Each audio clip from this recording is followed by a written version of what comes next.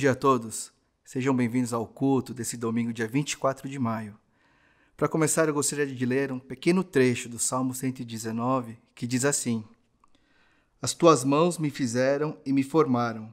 Dá-me entendimento para aprender os teus mandamentos. Quando os que têm temor de ti me virem, se alegrarão, pois na tua palavra coloquei a minha esperança. Que esses poucos versos que nós acabamos de ler possam ser a nossa súplica e o nosso clamor a Deus nessa manhã. Que como seus filhos e suas filhas, nós possamos depositar toda a nossa esperança na sua palavra. E então, como uma família, como irmãos, como um corpo só, nós possamos todos nos alegrarmos juntos ao ver toda a igreja depositando toda a sua fé, toda a sua confiança, toda a sua esperança no Senhor. E assim, crescer e amadurecer na fé. Eu queria te convidar, então, a confessarmos o credo apostólico. Creio em Deus Pai, Todo-Poderoso, Criador do céu e da terra, e em Jesus Cristo, seu Filho unigênito, nosso Senhor, o qual foi concebido pelo Espírito Santo, nasceu da Virgem Maria, padeceu sob o poder de Pôncio Pilatos, foi crucificado, morto e sepultado, desceu ao mundo dos mortos, ressuscitou o terceiro dia, subiu ao céu e está sentado à direita de Deus Pai Todo-Poderoso, de onde virá para julgar os vivos e os mortos. Creio no Espírito Santo, na Santa Igreja Cristã, na comunhão dos santos, na remissão dos pecados, na ressurreição do corpo e na vida eterna. Amém.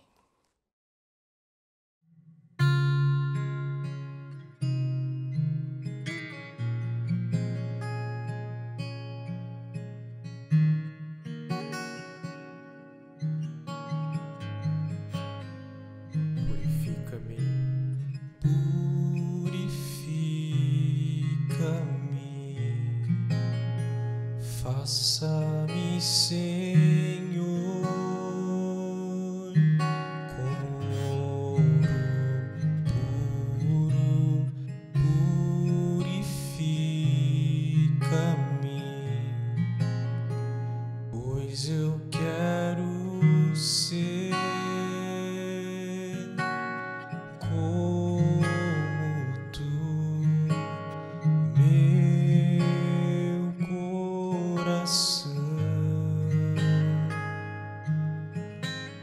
Deseja te adorar. Eu quero ser santo, separado para ti, ó Senhor. Eu quero ser santo, separado para ti, ó meu mestre, pronto para te servir.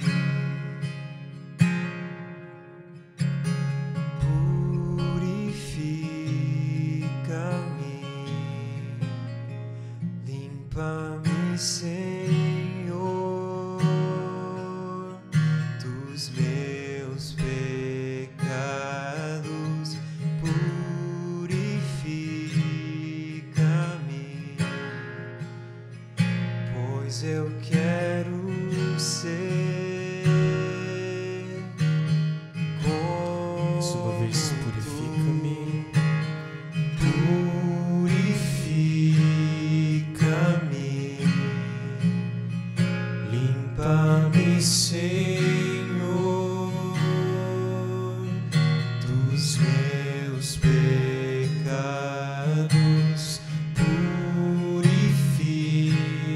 Purifica-me, pois eu quero ser como tu. Meu coração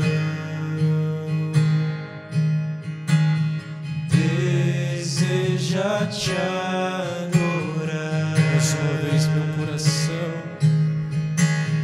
meu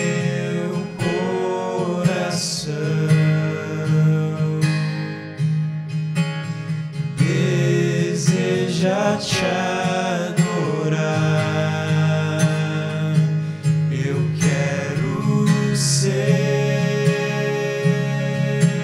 santo, separado pra ti, ó Senhor. Eu quero ser santo, separado pra ti, ó meu mestre, pronto pra te servir. Porque tudo que há dentro de mim necessita ser mudado, Senhor. Porque tudo que há dentro do meu coração necessita mais de ti, meu coração. Meu coração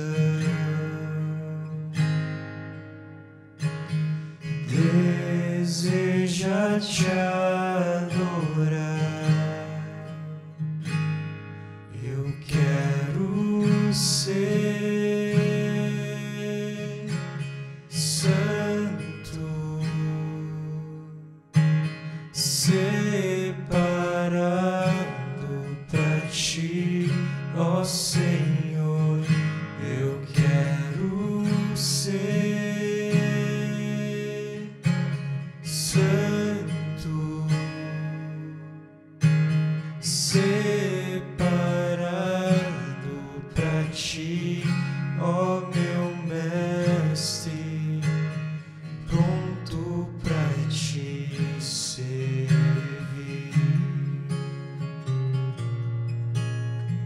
pronto pra te servir.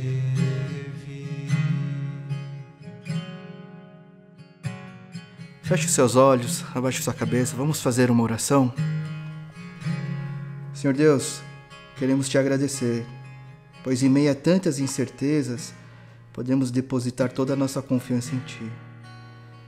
E que em meio a esses tempos tão difíceis, tão adversos, possamos Te buscar e Te encontrar, não só para nos confortar, não só para nos consolar, mas para nos dar sabedoria, para continuarmos a viver, suportar e vencer todas essas dificuldades. Deus, queremos nesse dia também pedir para que o Senhor alargue os nossos braços, abra as nossas mãos, para que possamos, como seus filhos, demonstrar o seu cuidado a tantos que estão precisando. Mas também, Senhor, nos dá humildade para pedirmos por socorro, para pedirmos por ajuda, se nós mesmos somos os que estão passando por dificuldades. Deus, pedimos que o Senhor conforte os corações desesperados e desesperançosos, que a certeza, a fé que o Senhor é soberano, que o Senhor está acima e no controle de tudo, possa trazer calma e paz aos nossos corações. Pai, confessamos que precisamos da Sua palavra, precisamos que o Senhor nos oriente, nos guie, assim como precisamos que o Senhor nos console e nos conforte, assim como precisamos que o Senhor nos corrija e nos anime. Por isso queremos pedir que o Senhor fale a nós, através do pastor Jairo, que o Teu Santo Espírito nos dê total entendimento para compreendermos, aplicarmos e vivermos a Sua palavra. Deus, Te entregamos os dízimos e as ofertas, que o Senhor possa se agradar e mais uma vez guiar a Tua igreja para o bom uso de todos esses recursos, Pai. Nós Te agradecemos mais uma vez, colocamos tudo em Tuas mãos e oramos em nome de Cristo Jesus. Amém.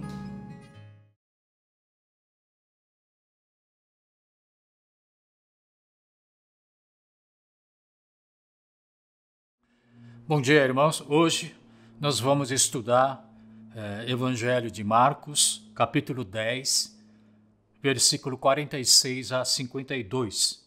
farei a leitura. Então chegaram a Jericó, quando Jesus e seus discípulos, juntamente com uma grande multidão, estavam saindo da cidade. O filho de Timeu, Bartimeu, que era cego, estava sentado à beira do caminho pedindo esmolas. Quando ouviu que era Jesus de Nazaré, começou a gritar: Jesus, filho de Davi, tem misericórdia de mim. Muitos o repreendiam para que ficasse quieto, mas ele gritava ainda mais: Filho de Davi, tem misericórdia de mim. Jesus parou e disse: Chamem-no. E chamaram o cego. Ânimo, levante-se, ele o está chamando. Lançando sua capa para o lado, de um salto, pôs-se em pé e dirigiu-se a Jesus. O que você quer que eu faça? Perguntou-lhe Jesus. O cego respondeu: Mestre, eu quero ver. Vá, disse Jesus, a sua fé o curou.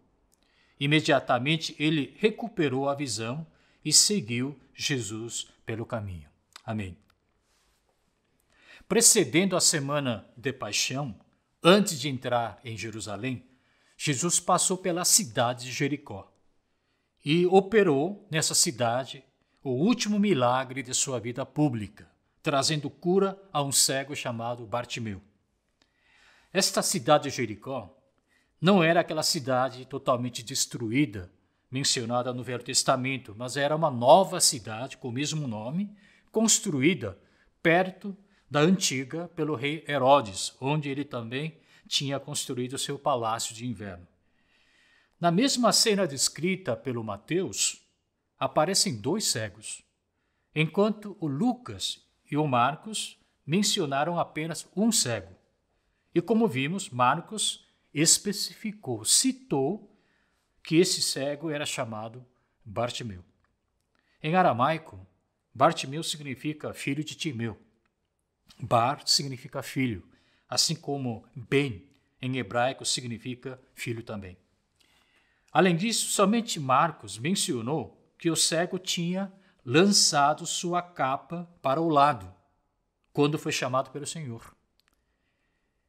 E foi exatamente isso que me chamou a atenção. Por que Marcos fez questão de incluir na sua narrativa esta ação do cego? Além disso, diferentemente das outras vezes, quando Jesus tinha curado doentes e ele impedia que eles o seguissem, o versículo 52 do texto diz que imediatamente o cego recuperou a visão e seguiu Jesus pelo caminho. Isto é, Jesus deixou que o cego curado o seguisse, provavelmente até Jerusalém. Por que Jesus deixou ele seguir? Porque o texto fez questão de mencionar isso, assim como também no livro de Mateus e Lucas. Então veremos daqui a pouco a relação existente entre estas duas ações do Bartimeu, lançar a capa e seguir Jesus Cristo. E para isso nós precisamos primeiro falar um pouco a respeito dessa fé que o cego Bartimeu tinha. Bom, Jesus olhou para Bartimeu e disse: a sua fé o curou. Agora eu pergunto para você, que fé foi essa? A vontade dele, a ansiedade dele, o desejo desesperado dele de querer ser curado, isso foi considerado como a sua fé? Eu acho que não. Porque nós não podemos chamar de fé esse desejo pela cura, pois qualquer cego nessa situação quereria ser curado, fosse ele crédulo ou incrédulo. Se um cego procurar, por exemplo, um oftalmologista e este lhe perguntar: o que você deseja que eu faça? Certamente o paciente diria: eu quero ver, doutor, eu quero enxergar. Esse desejo pela cura não significa necessariamente que ele seja um homem de fé, pois qualquer cego teria dito a mesma coisa, quer ele tivesse fé ou não. A fé que o Bartimeu possuía era a fé que ele depositava no Senhor Jesus Cristo, o Nazareno. Ele creu que Jesus tinha o poder de curá-lo. que ele seria curado pelo Senhor. Agora, para Jesus reconhecer que Bartimeu tinha essa fé, ele deve ter feito alguma coisa para demonstrá-la.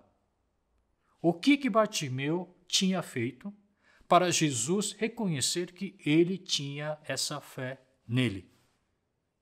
Que prova ele apresentou? Ou que gesto ele demonstrou para que Jesus pudesse afirmar ao cego que a sua fé, o curou? Você se lembra daquele centurião romano, cujo um dos servos estava doente, e ele foi procurar Jesus na rua, e lhe disse que bastava uma palavra do Senhor para seu servo ficar curado? Também se lembra daquela mulher cuja filha estava doente, e por isso ela procurou Jesus? Foi até chamada de cachorro, desprezada, mas pela fé persistente ela conseguiu ter sua filha curada. Jesus atendeu a seus pedidos porque havia ações concretas e visíveis dessas duas pessoas capazes de provar e demonstrar a fé que eles depositavam, que eles tinham no Senhor. Então, o que Bartimeu fez para Jesus declarar que ele tinha fé? Qual foi a ação concreta e visível que Bartimeu demonstrou para Jesus reconhecer a fé dele? A resposta está exatamente no versículo 50, que é o título do sermão dessa manhã. Versículo 50 diz que ele lançou sua capa para o lado. Ele lançou sua capa para o lado. Claro que o fato de ele ter ouvido Jesus passar por perto e ter gritado o nome dele e ter se apresentado diante dele para ser curado de sua doença também fazem parte de seu ato corajoso de fé. Mas a ação que mais sustentou, apoiou, provou e comprovou a fé do Bartimeu era o fato de ele ter deixado a sua capa onde ele sempre mendigava. E após a cura, de ele não ter retornado àquele lugar para resgatá-la. Ele simplesmente deixou a sua capa para trás e seguiu Jesus pelo caminho. O que é fé? A fé significa agir de acordo com o que você espera, antecipadamente, como se o seu pedido já fosse atendido. Como o que você esperava já tivesse acontecido e agir conforme essa certeza. Isso é a fé. Bartimeu deve ter pensado: para que vou levar a minha capa? Se eu tenho certeza de que Jesus irá me curar. Não vou mais precisar da minha capa para pedir esmola. Não vou mais precisar dela para me aquecer. Justamente esta fé em ação que deve ter agradado o coração do Senhor Jesus Cristo, deve ter chamado a atenção do Senhor. Por isso, se você deseja ser abençoada pelo Senhor, segundo a sua fé, é necessário que você demonstre, primeiramente, a sua fé através de ação concreta. Não apenas dizer com a palavra, Senhor, Senhor, eu creio em Ti, mas realizar, executar, ato, ação que apoie, que comprove a sua fé. Se é para perdoar, você deve mostrar ao Senhor que você realmente perdoou, abraçando o seu ofensor. Se é para praticar misericórdia, você deve mostrar que você realmente praticou ao Senhor, jogando seu pão sobre as águas. Não é justo Jesus decidir se vai abençoar você ou não, baseado na demonstração de sua fé através de suas ações? Agora, por que o fato de Bartimeu ter abandonado a sua capa definitivamente foi considerado pelo Senhor como demonstração de sua fé? Para responder a esta pergunta, precisamos saber antes o que a capa significava para o cego mendigo Bartimeu. A capa significava tudo para ele. A capa era como se fosse uma extensão do seu ser, uma parte indispensável, inseparável de sua existência e para sua sobrevivência. A capa era usada como cobertor nas noites frias para aquecer o seu corpo. A capa era como uma ferramenta de trabalho para mendigar, pois sobre a capa estendida no chão é que os transeuntes depositavam as moedas da esmola.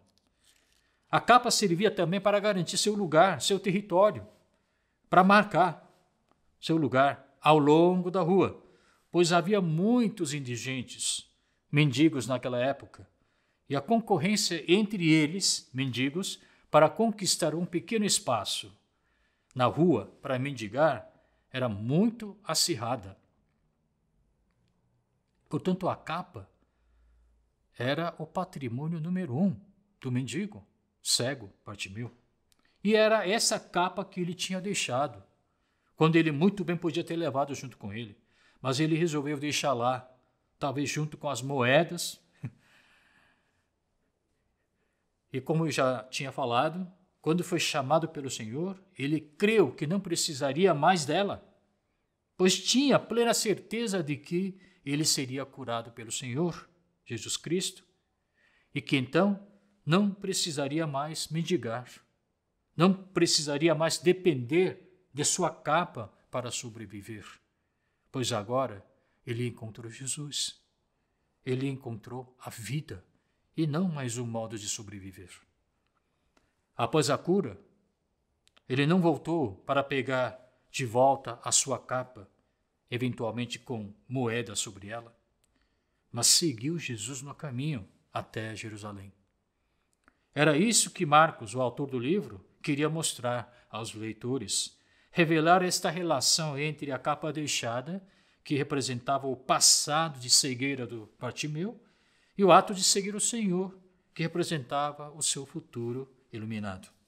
Bartimeu deixou de vez o seu passado, o seu estilo de vida, o seu apego às moedas, a sua dependência da capa, e agarrou um novo padrão de vida por causa do Senhor Jesus Cristo. Foi este ato de fé que o Senhor viu e elogiou. Então, baseado nessa história, eu lhe pergunto, e a sua capa? Qual é a sua capa?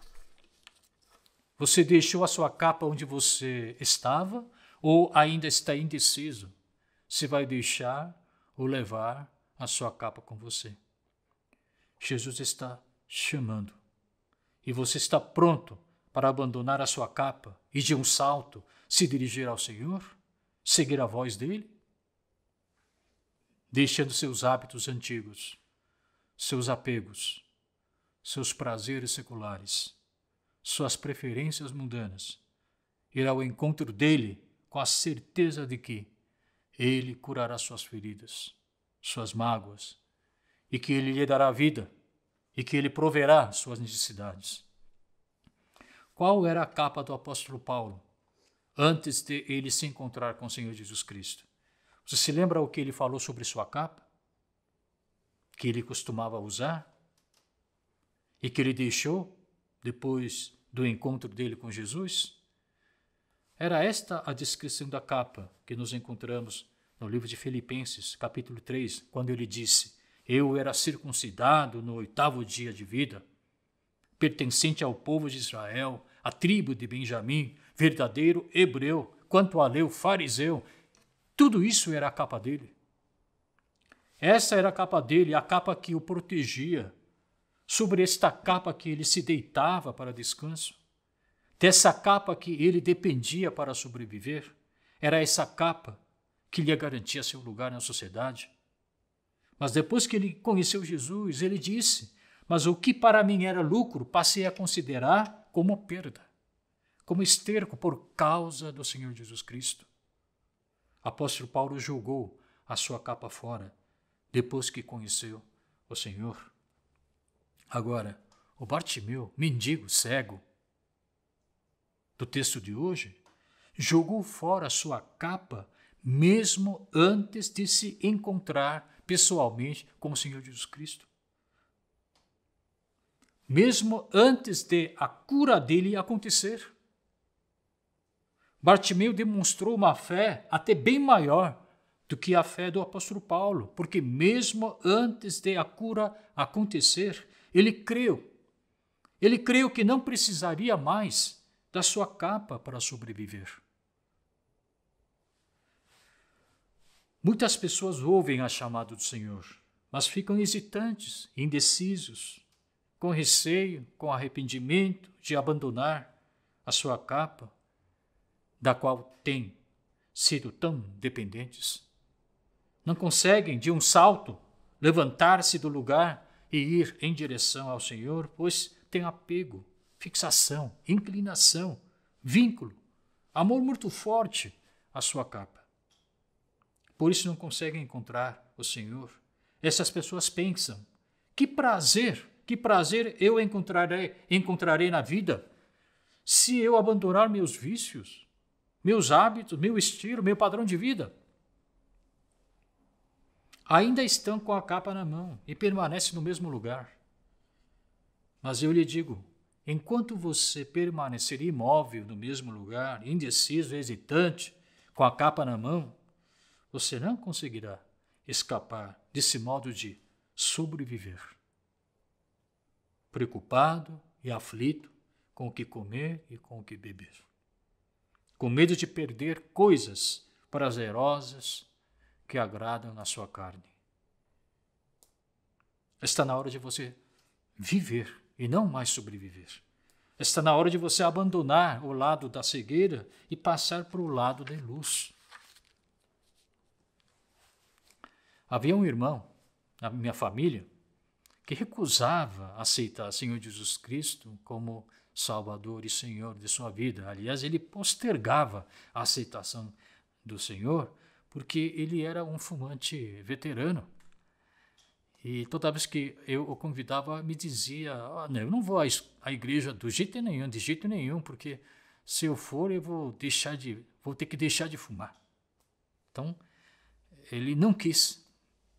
Mas num determinado momento da sua vida, ele foi tocado pela graça do Senhor. Hoje ele é crente dos crentes, já foi presbítero de uma igreja e ele está muito bem. Irmão, está na hora de você deixar a sua capa, sua dependência química, seus hábitos carnais, tudo o que impede a sua aproximação em direção ao Senhor. Está na hora de você abandonar esse seu padrão de vida em que você fica premeditando como satisfazer os desejos da carne. Romanos 13:14 diz o seguinte: revistam-se do Senhor Jesus Cristo e não fiquem premeditando como satisfazer os desejos da carne. Bartimeu abandonou sua capa velha e revestiu-se do Senhor Jesus Cristo. O Senhor agora é a nossa capa, a capa que nos protege, nos aquece nos dias de frio, nos sustenta e nos dá vida. Bartimeu seguiu Jesus no caminho. E para seguir Jesus, ele teve de deixar a sua capa velha. Em outras palavras, ele teve de se negar. Marcos 8:34 diz, se alguém quiser acompanhar-me, negue-se a si mesmo. Havia um agricultor que viveu a sua vida inteira trabalhando na lavoura. Mas por algum motivo ele teve que se mudar para um vilarejo de pescadores. E com eles, o então agricultor, para viver e sobreviver, teve que ir ao mar junto com eles para pescar. Só que uma coisa absurda aconteceu. Ele subia no barco, levando na sua mala, sabe o quê? Enxada e picareta. Ferramentas que ele costumava usar quando ele arava a terra, como agricultor. Agora eu pergunto, para que levar essas ferramentas para o mar? Para que carregar essas ferramentas que só fazem aumentar o peso do barco? Peso sobre seus ombros? Infelizmente, muitas pessoas estão cometendo o mesmo erro absurdo. Ainda carregam coisas velhas do passado que não têm mais utilidade, nem combinam com o atual estilo de vida em Cristo Jesus. Lucas 9,62 diz o seguinte: Jesus respondeu: ninguém que põe a mão no arado, e olha para trás é apto para o reino de Deus. Arado, enxada, são ferramentas para ganhar o sustento de dia aqui na terra. E nós somos pescadores de homens, pescadores de homens. Quem não desistir dessas ferramentas e nela confiar, mesmo tendo ouvido o chamado de Deus, não é apto para o reino de Deus, não agrada de jeito nenhum ao coração de Deus. Para seguir a Jesus, você deve se negar, livrar das coisas pesadas e inúteis do passado. Se não fizer isso, a vida vai se tornar um fardo pesado, uma sobrecarga. Por isso, quando acorda de manhã, você sente seu corpo pesado, porque seu coração está cheio, repleto, sobrecarregado de futilidades desta vida. Você carrega na sua mochila enxadas e picaretas que são exatamente as preocupações pesadas sobre o que comer ou o que beber, e está indo ao mar para pescar.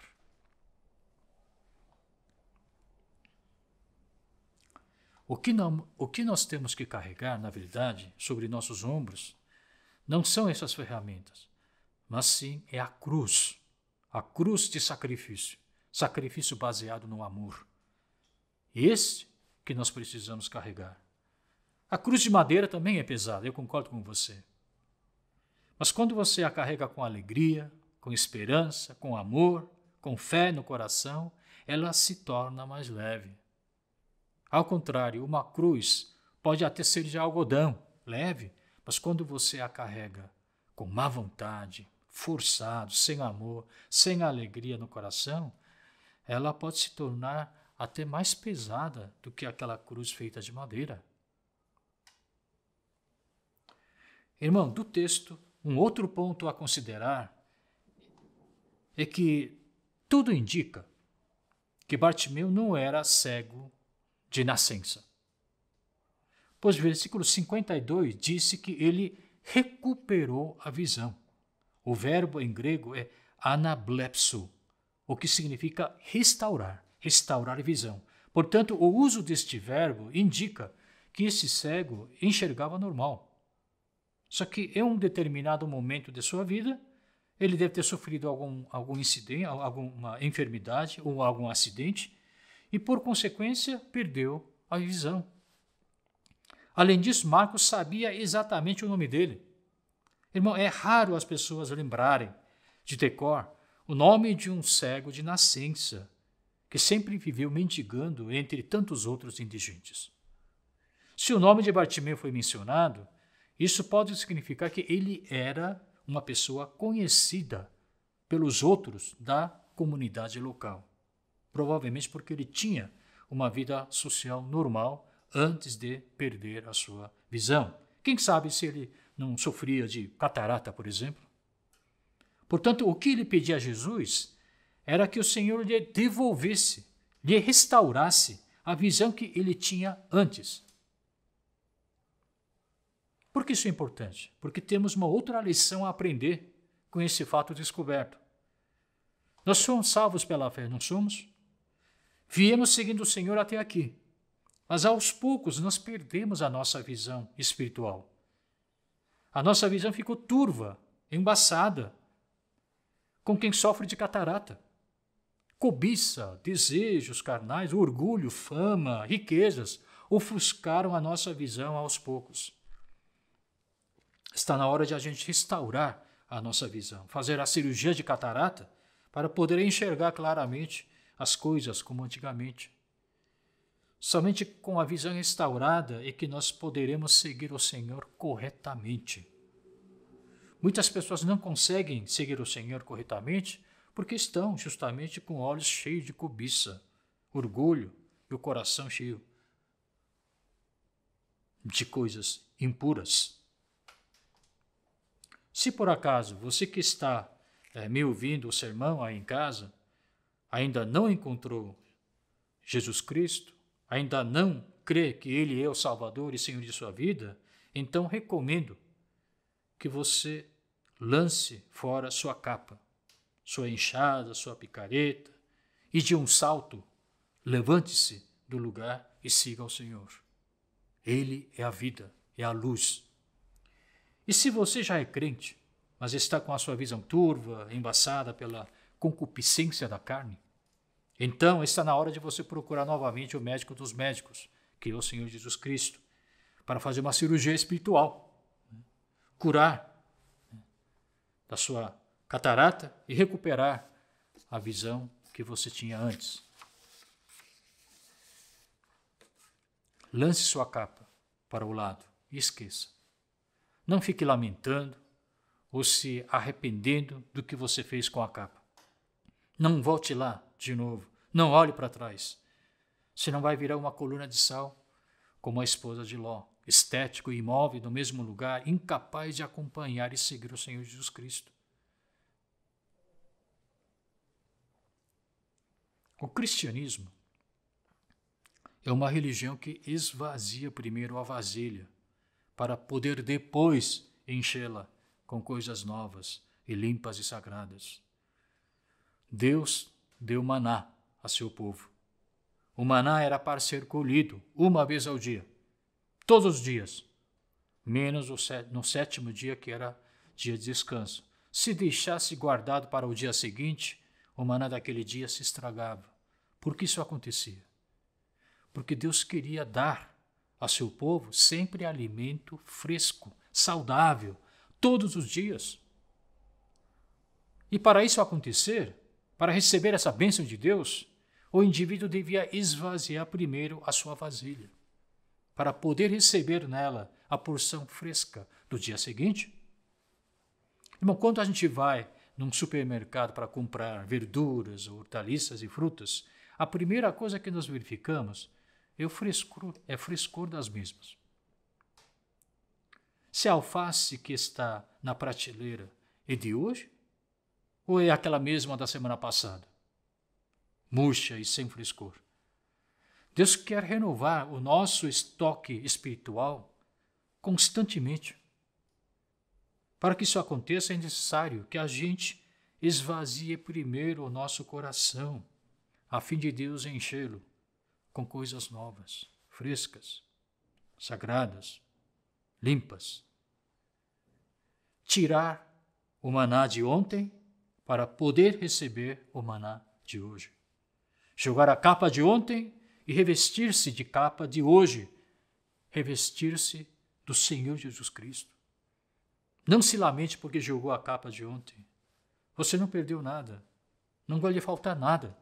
Ao contrário, você vai ter uma capa muito, muito melhor.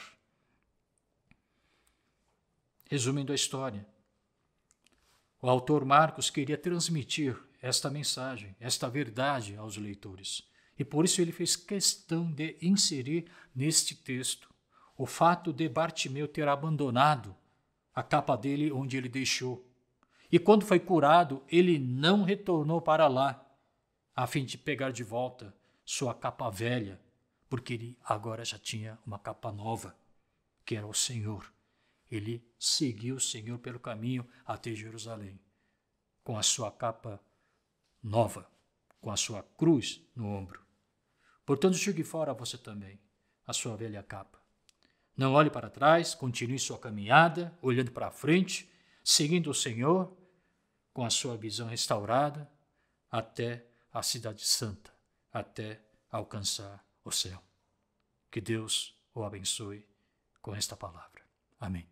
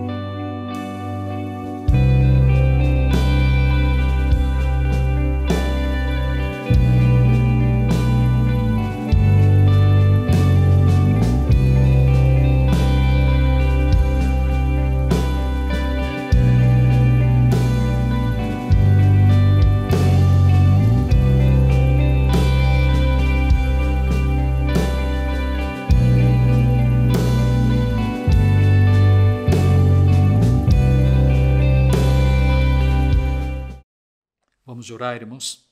Senhor, deixamos a nossa capa velha para trás, para podermos seguir o Senhor pelo caminho da luz. Restaure a nossa visão, Senhor, para podermos segui-lo corretamente, sem nos perder ou desviar do seu caminho. Por isso oro neste momento que a graça do nosso Senhor Jesus Cristo, grande amor do nosso Deus Pai e a comunhão do Santo Espírito estejam sobre todos nós, agora e para sempre. Amém.